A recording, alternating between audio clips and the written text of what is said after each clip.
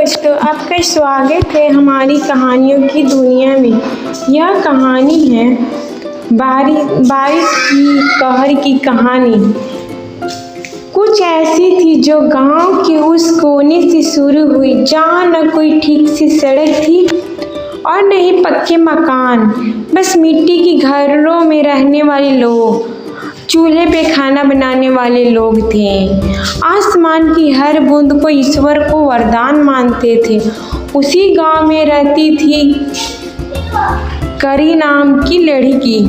करी नाम उसका असल नाम नहीं था, लेकिन सब उसे प्यार से करी ही कहते थे, क्योंकि उसका चेहरा हमेशा चमकता था जैसे बारिश की पहली फुहार में धुला कोई फूल।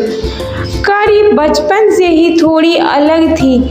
जहाँ बाकी बच्चों से धूप से डरते थे, वहीं करी दोपहर की तपती धूप में खेतों की मेड़ में नंगे पांव भागती फिरती थी। वहाँ हवा को महसूस करना जानती थी, मिट्टी की महक पहचानती थी और बारिश की सुनना जानती थी। एक दिन गांव में कई दिनों बाद बादल घिर आए। लोग उत्साहित थे, फसल की आस लगाए बैठे थे, लेकिन करी की आंखों में कुछ और था। वो अक्सर कहती थी, बारिश सिर्फ खेतों के लिए नहीं आती, वो हमारे भीतर कुछ नया बोने आती है। उस दिन जब पहली बूंद गिरी, करी अपने पुराने खौफ रैल वाले घर में छत पर जा बैठी।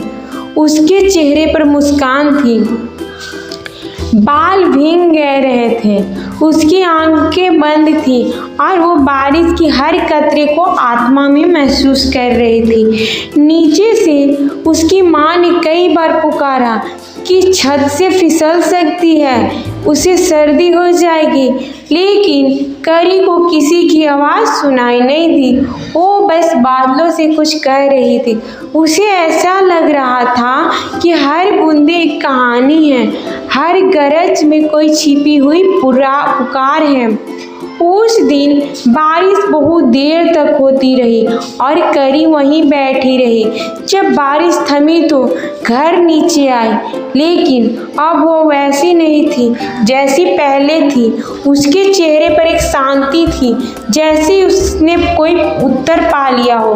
अगले कुछ दिन ही करी गांव के बच्चों को इकट्ठा करके उन्होंने बारिश के बारे में, प्रकृति के बारे में और जीवन की छोटी छोटी बातों के बारे में बताने लगी।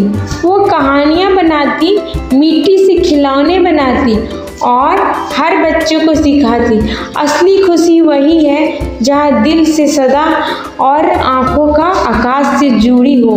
धीरे धीरे करी की बातें पूरे गांव में फैलने लगी। अब जब बारिश होती, लोग उसे देखकर मुस्कुराने लगती, क्योंकि सबको यकीन हो गया था कि यह बारिश सिर्फ खेत के लिए नहीं आती, ये करी की तरह हर दिल में कुछ बोने आती है। वो करी जो एक समय सिर्फ एक लड़की थी, अब बारिश की करी बन गई थी। सबकी अपनी अपनी, सबकी प्यारी प्यारी कहानियाँ। अगर कहानियाँ अच्छी लगी हो तो मेरे चैनल को सब्सक्राइब कीजिएगा, ज़्यादा से ज़्यादा शेयर कीजिएगा और कमेंट कीजिएगा। आप लोग के लिए ऐसी ही मज़ेदार कहानियाँ बनाती रहूँगी।